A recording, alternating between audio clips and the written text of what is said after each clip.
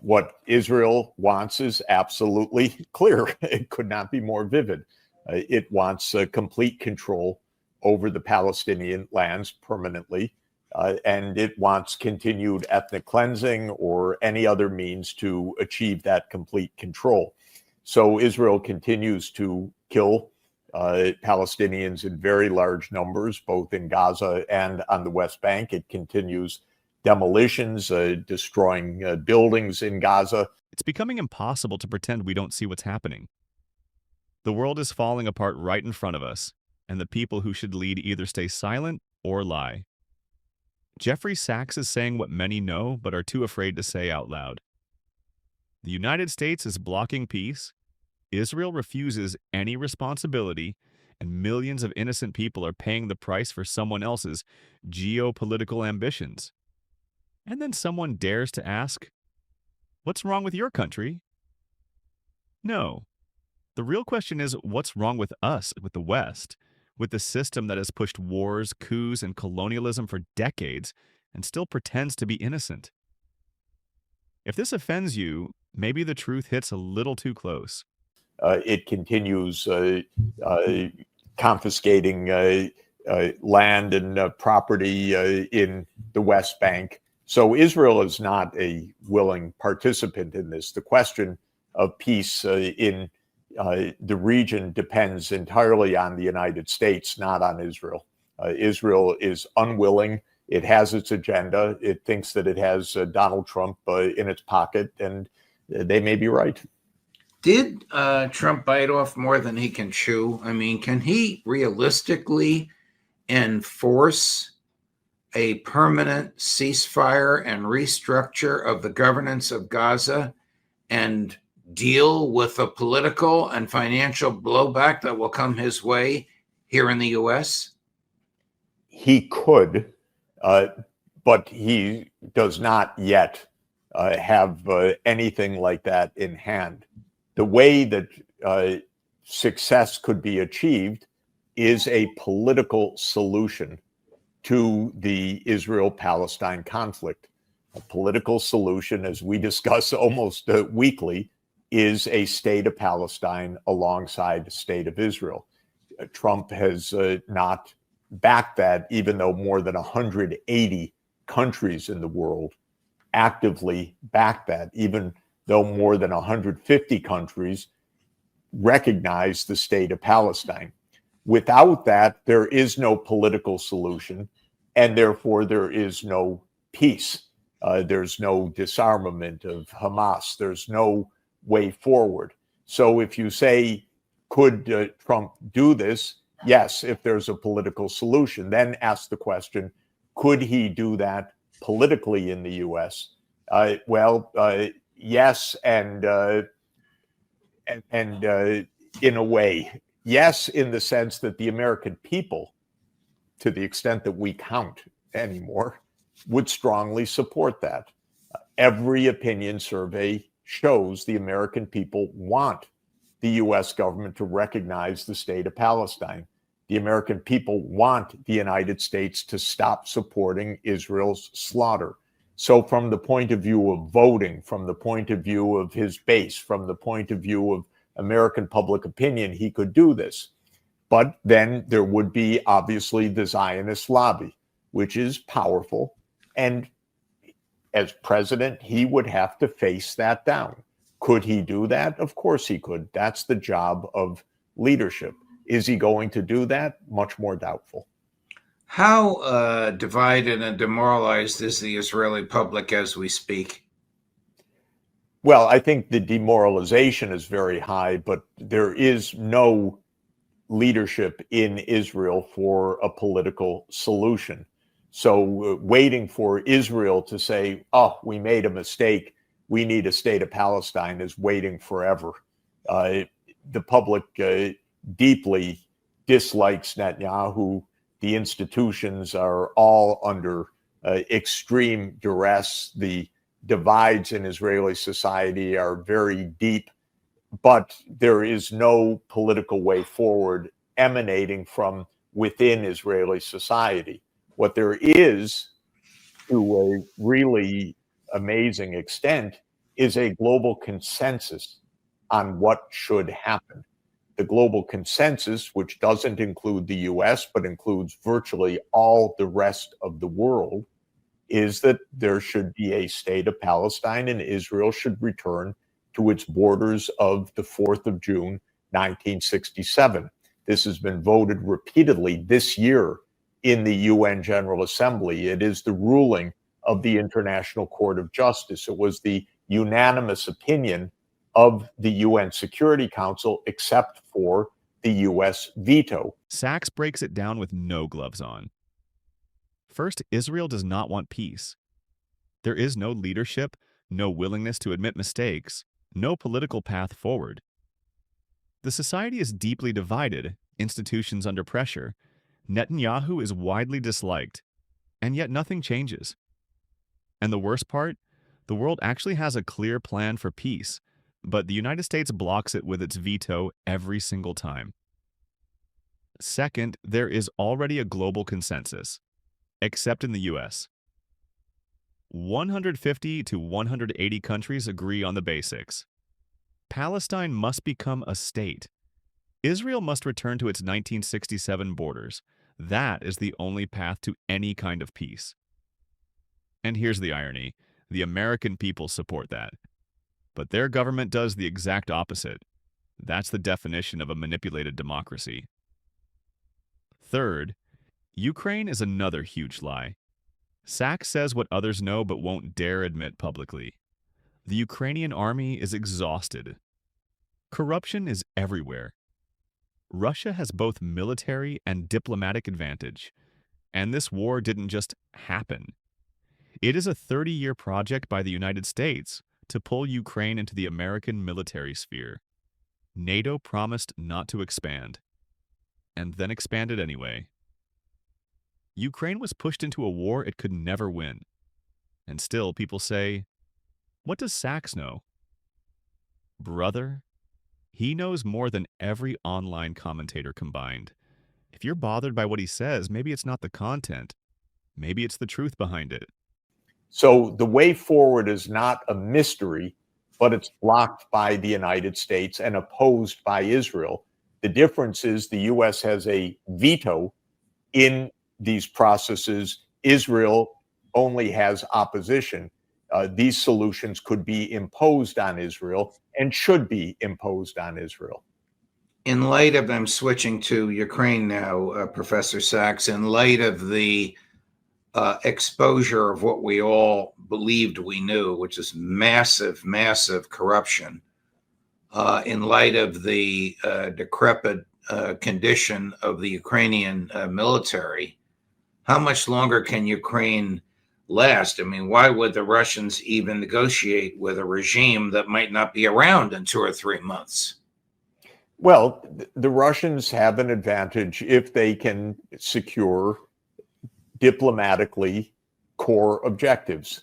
That would include, of course, as the most important, Ukraine's neutrality and a absolutely clear policy of the United States and Ukraine that NATO will not enlarge to Ukraine. This is why there is a war in the first place. The United States had a project that it has been engaging in for more than 30 years to take Ukraine into the American military fold. That's the whole story of this conflict.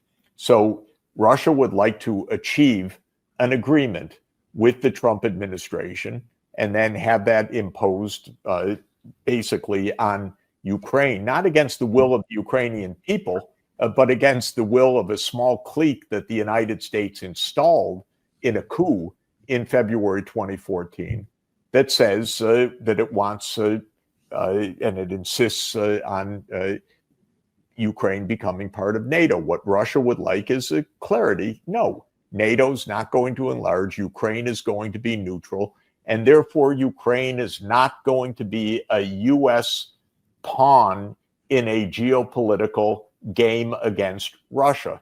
And that's exactly what U.S. policy has been for more than 30 years, that Ukraine would be a piece in the U.S. game called the grand chessboard, no less, by Zbigniew Brzezinski when he described this game in 1997. We would get Ukraine, Russia would become a third-rate country, maybe even break apart. So Russia has a diplomatic objective. Stop this terrible game, which has now killed or wounded probably about 2 million Ukrainians who are losing on the battlefield. The advantage of settling in the discussions, for example, today in Moscow with Mr. Witkoff and President Putin, is the United States would not only accept this as a fait accompli, but agree with it as a diplomatic principle, which it should, by the way. I've been saying this for years and years and years. On principle, it's correct. NATO should not expand to Ukraine. The whole idea was a wacky, dangerous, reckless gambit of the U.S., which never should have been attempted. So Russia won't give up core principles because they're winning on the battlefield. But what they would like is normal relations with the United States and, by the way, Europe, and, by the way, Ukraine, but on a different basis from a regime playing the U.S. deep state game of trying to weaken or divide or bring down Russia. So yes, Russia would like a diplomatic solution, but it has to go to the core of the issue. What Russia would not accept, obviously, is a so-called ceasefire, which gives time for the war to resume. Russia wants the underlying issues to be solved. It's said that for years. It makes perfect sense. Maybe we're getting close to this because, God, this is destructive and repetitive and boring. I'm sorry to use such a strange word. No, I know exactly what you mean. It's been going on for so long, so obviously, and still, we have these vulgar warmongers like Richard Blumenthal and Lindsey Graham in the Congress who are paid for by the military-industrial complex to keep up the war profits. Enough of this already.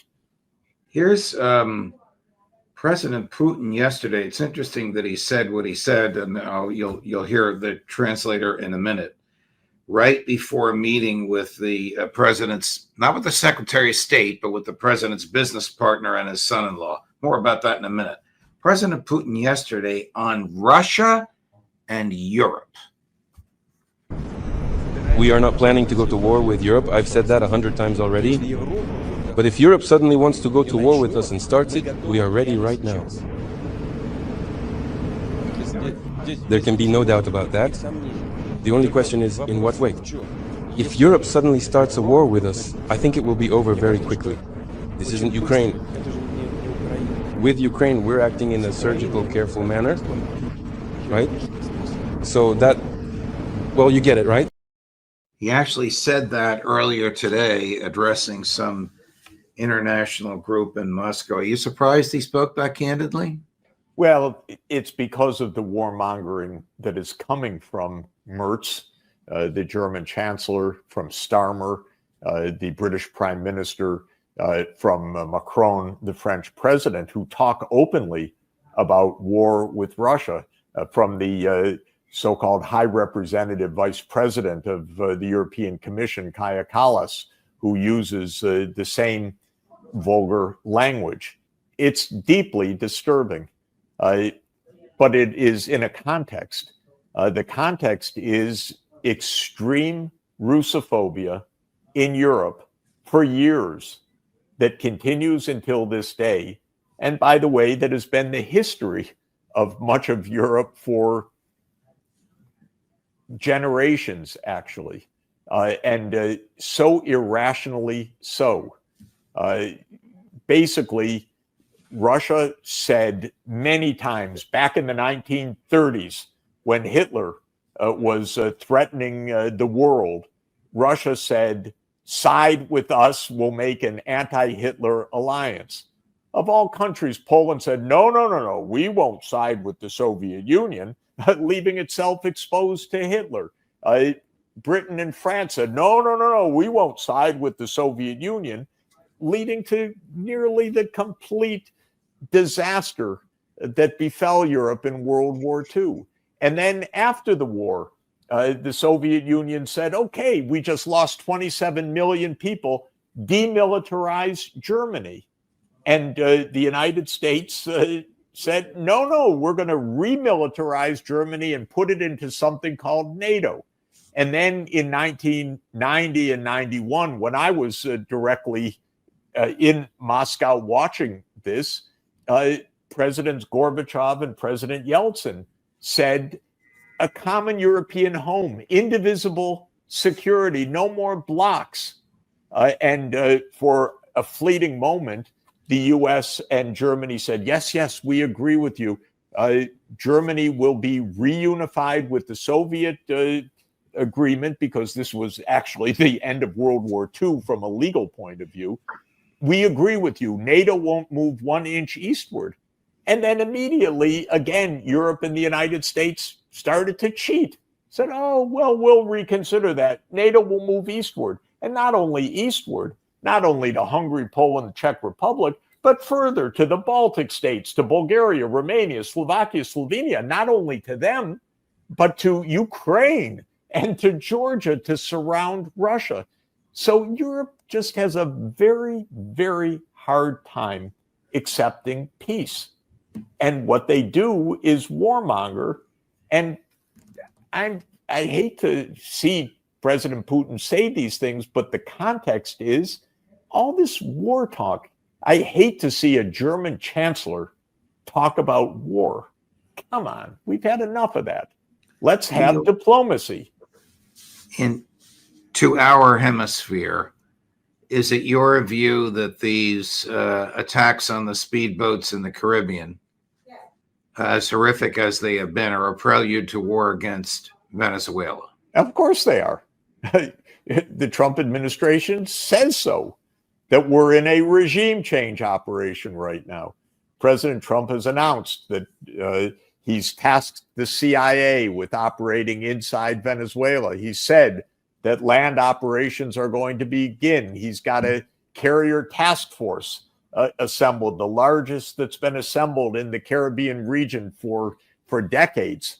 And he's basically announced we're going to attack. So, yeah, maybe it's a bluff. Maybe he thinks that he's going to scare Maduro into stepping down. They apparently had a discussion where the United States president demanded that the Venezuelan president step down and leave his country. This is a kind of thuggery, but without any disguise. It's not what we call a covert regime change operation. It is an overt regime change operation where the aim is very explicit, completely illegal, completely against the UN Charter, without, of course, even any sanction by the US Congress. It's shocking, frankly speaking, what we're watching. The entire world sees what's happening. Only the West pretends not to. Israel blocks peace. The US blocks the UN. Ukraine was pushed into a disaster for someone else's interests. And the people who dare to say this out loud are labeled controversial. It's time to stop pretending. If you disagree with Jeffrey Sachs, that's fine. But bring arguments, not propaganda. Because the facts point to one conclusion. We are not the good guys. We are simply the ones who have been telling ourselves we are. Write in the comments whether you agree with Jeffrey Sachs or not, and why. Let's see who actually thinks, and who just repeats whatever they're told.